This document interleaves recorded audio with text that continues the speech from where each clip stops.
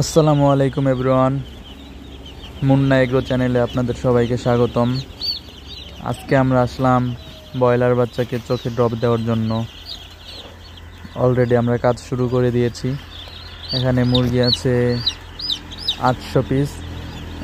এটা হচ্ছে আপনার ছনগা, লাকসাম ছনগা, তোফাজ্জল ভাইয়ের বাড়িতে। তো আপনারা দেখতে থাকেন কিভাবে চোখে ড্রপ দেওয়া হয়। এটা অনেকে জানেন না যে চোখে ড্রপ দিলে কি হয় আর এটা কিসের ড্রপ। এটা হচ্ছে রানীক্ষেত এবং ব্রঙ্কাইটিস রোগের ভ্যাকসিন, যেটা আপনারা পানির সাথে খাওয়ান।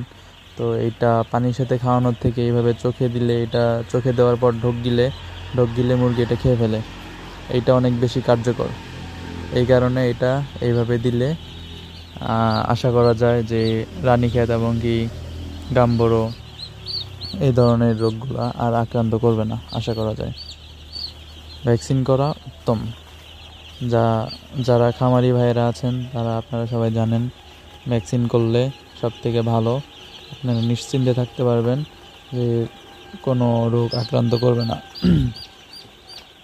তো আপনারা দেখতে পারতেছেন ভ্যাকসিন করতেছি, আর এটাতে অনেক বেশি সময় লাগে, কারণ চোখে ড্রপ দেওয়ার পর মুরগিটা ঢোক গিলার পর চোখ থেকে ড্রপটা তার মুখে চলে যাবে এবং কি পুরো শরীরে এটা চলে যায়।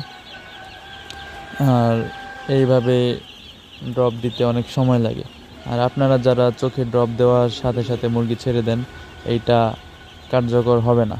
কারণ চোখে ড্রপ দেওয়ার পর এটা যদি আপনি মুরগিকে না খাওয়ান, মুরগি ঢোক না গিলা পর্যন্ত যদি অপেক্ষা না করেন, তাহলে কিন্তু ড্রপটা চোখ থেকে পড়ে যাবে। এই কারণে সবথেকে উত্তম যে আপনাকে শিওর হতে হবে